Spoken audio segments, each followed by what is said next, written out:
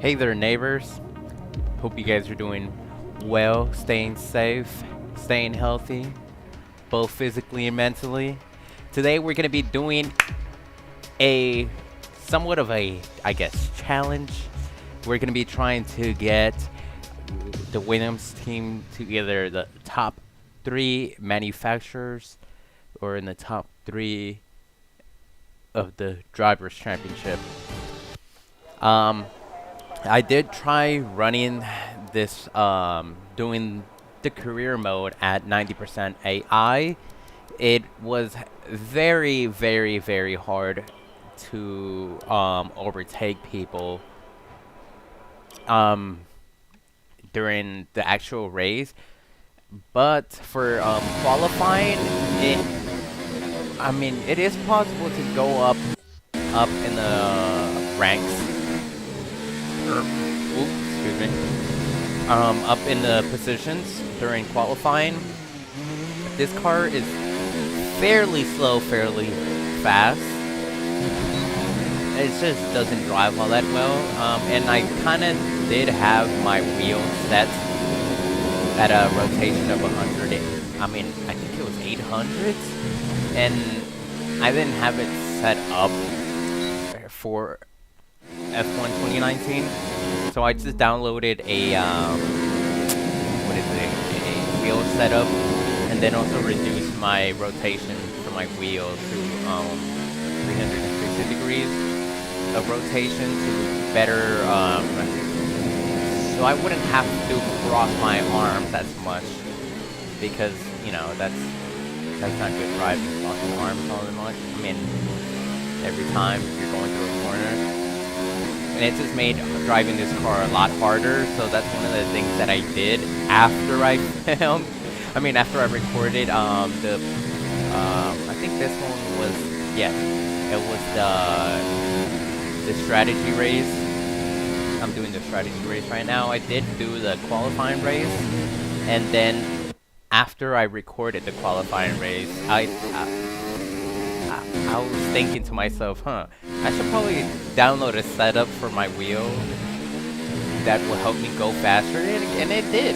I did run the qualifying race, and for the second time, but I didn't record it.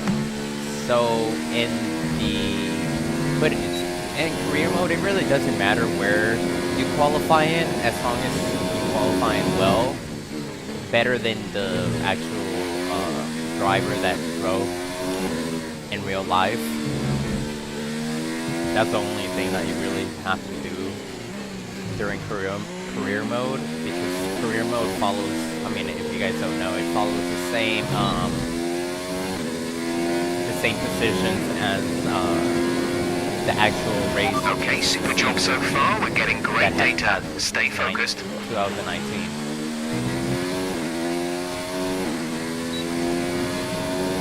But it was a little tricky getting this car to qualify. I did put down the AI to 65%. I put it down to 60% at first, in the first two practice rounds, to see how it would do. When I ran the qualifying practice thing, I stayed at number 1 and nobody beat me after I set my qualifying lap. So I thought, I was like, the AI, it seems like the AI couldn't catch up to how fast I was going. And to be honest, I'm not the fastest driver, but I'm not also the worst driver. The only thing that I have to work on is being more consistent on my laps. Sometimes I'll do one amazing lap, and then I'll do one crappy lap. But like you guys can tell, there's certain corners in the Australian Grand Prix which I kind of forget to brake in or brake enough. And also there's some corners where I just, like you can tell right here, I was going really slow through that last corner, just because, great lap. like I told you, I didn't have Keep it up. a good settings for my wheel. But now I do.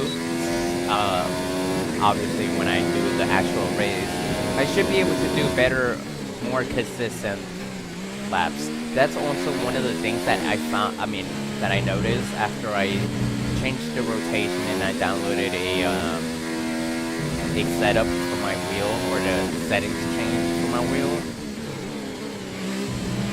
I started doing more consistent laps, and they were either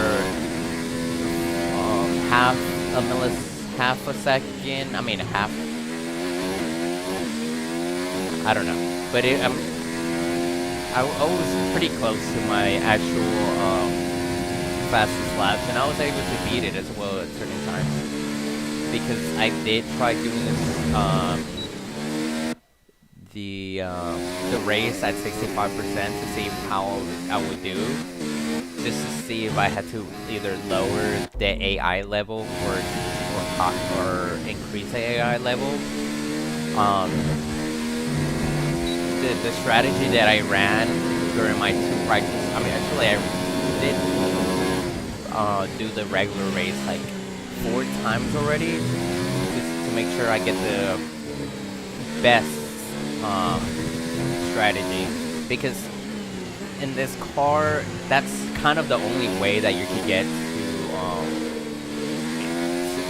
to get up in the position, because just going fast Okay, is super kind of job hard, so far. because We're getting great this data. car Stay just, focused. for some reason, the ERS mode isn't as fast as the Haas car or the Mercedes car. And also, when you put down the fuel level to high, and then put the ERS to either high or hot lap, it does increase your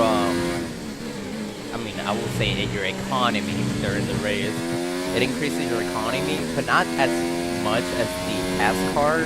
In the 2018 F1 game, I ran the Haas car for the Haas team, and that car compared to this one, it's night and day. That car is just way better than this car. I understand why Haas was able to get up to Division 5 in the manufacturer championship. It kind of sucked that they weren't able to do that again in 2019. But hopefully the projections of the CEO of F1 is correct, and they're able to run at least 18 to 15 races this season. So hopefully we'll get to see the 2020 cars drive out on track, and hopefully this blows over faster than we think. But as we all know, or some of you guys know, we all still have to do our parts in social distancing. That's one of the reasons why I wanted to do this, because one of the things that helped me stay entertained while I'm at home is just playing racing games or just watching Super GT. Doing stuff in the F-Fire races. That's one of the reasons why I was thinking of getting I'm playing this game on PC. Oh, and I'm also using a Logitech G29, the PlayStation compatible one, because it has more buttons, and I have a PlayStation 3, which I have a couple racing games that I still want to play with my wheel. And but this wheel is kind of loud because it is gear driven. That's kind of the reason why I'm not doing a live commentary, and also because it's kind of hard to be driving fast and talking at the same time. So yeah, that's practically it. There is a couple corners around this track that is kind of tricky. I think whenever you're going into turn 11 and turn 12, before you go into turn 12, it's usually better for you to do a late brake, but a gentle brake, or to straight coast before you get to the Okay, you need to come in before you run out of fuel. Just coast Pit through that within corner 2 because laps. it's also you're able to keep more momentum going. But I found that whenever you do a late break through turn 11, going into turn 12, it is easier to go into turn 12 a lot faster than just coasting through turn 11. So that's one of the things that I learned because I've never spent so much time going through this race so much as I am right now, trying to get this car as fast as possible through this track. There were some corners that I kind of forget. For some reason, my feet get confused, or just my brain gets confused in which corner is which and how much pressure I need to put on each through each corner to brake. Usually I confuse. I think it was turn. I have a map because I always forget the corner. I usually confuse turn 7 to turn 9. That braking zone right there. After turn 7, I think I have to brake the same amount as in turn 9. So usually I go through that turn kind of fast, and sometimes I have to use the flashback feature. Oh, and another thing, I am running the lowest, what is it, ABS mode, and also the lowest traction control mode. And I also have the transmission on automatic. I do have the ERS system on manual. So that's kind of the reason why I kind of didn't like this car, because it whenever you have ERS on and off, you could feel it like it's a night and day difference. Usually, I mean, compared to the Haas car, you feel the difference. Obviously, you're gonna feel the difference whenever you turn off ERS completely to not having ERS on. But just this car is just the power, how this car makes its power. You have to have the ERS on whenever you're accelerating, or this car just doesn't go. It really doesn't. You're gonna be getting overtaken all the time, and if you're not good at defending your position, it's kind of hard. There was a couple times when I did the first 4. See that corner right there? I always forget that. I'm thinking I'm going into turn 15, and I hit the brake hard, but then I let go of it, thinking I'm going into turn 15. And that's one of the things I mentioned when I'm going into turn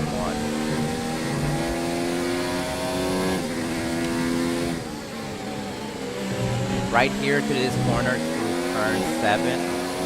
Technically turn 8. 7, I mean not 8, 6, my bad. Turn 6, I usually try cutting that little, that apex into the grass, because you do carry a lot more speed, but if you go into the grass, you end up losing quite a bit of speed.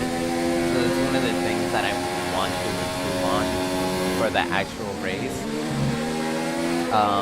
When I did change my, the rotation of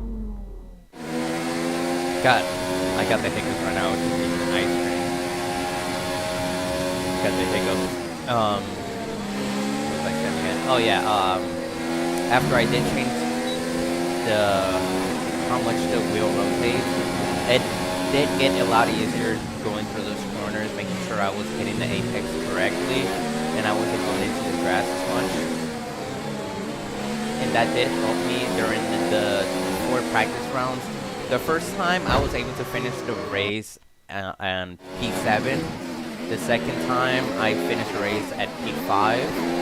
And the last 2 times I finished in P5 or P4.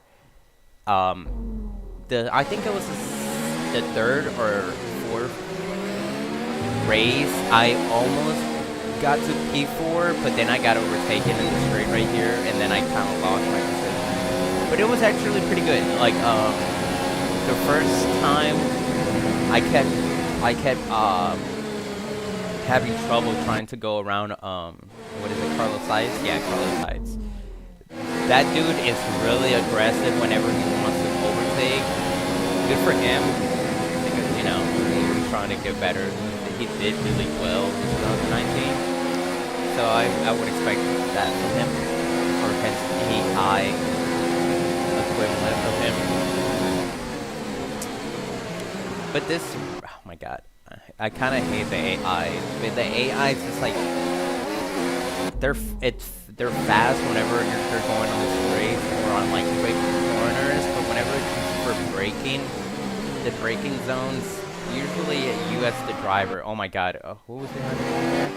I don't remember who was behind me, but that freaking AI driver, freaking douchebag. Oh, I think that was Vettel, not Vettel, Max Verstappen. I knew he was gonna try overtake me, and I should have made some right there and then, but I did the second time after using flashback filter.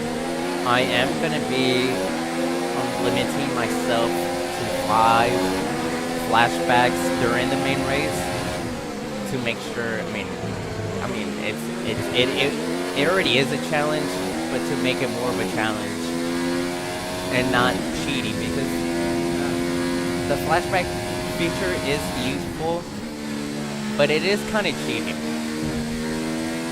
especially if when you're trying. There was one time, I think it was the second practice. There's 3 laps of fuel remaining.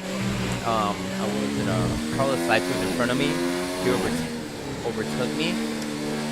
I don't remember which corner, but he overtook me, and I turned on the flashback feature, and I just went back to that corner and just did a better job at defending my position, making sure he couldn't overtake me. But this car and that straight right there next to the pits, it's just so hard whenever you turn off DRS and put your fuel level to low because you want to have enough fuel to run rich in the last 10 or last 5 laps.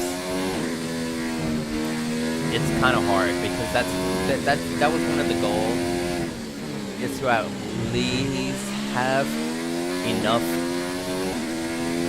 fuel to do at least 5 laps, staying on only the rich fuel load. So that was actually really tricky. Like, I only managed to get 4 or 3 laps.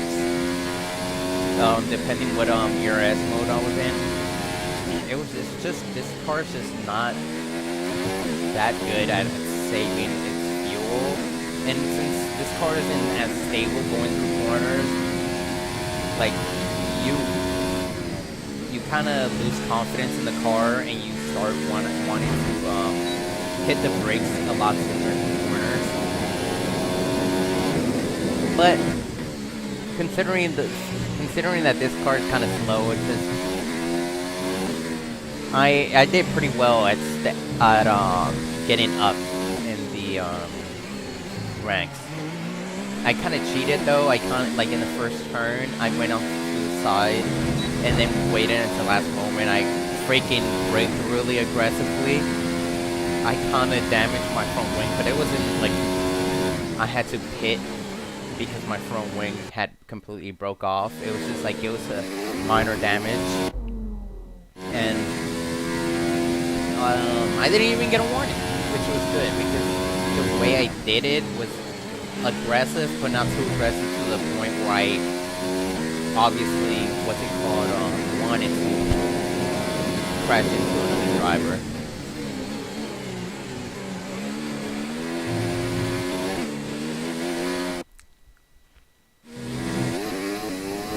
Let's see myself go through this corner again. I always apply the brakes a little bit too much to that corner, and then since I brake too hard through that corner towards the end, I always want to get on the the accelerator a lot faster, and that was messing me up. Wow. Oh, I'm sorry, my dog is barking.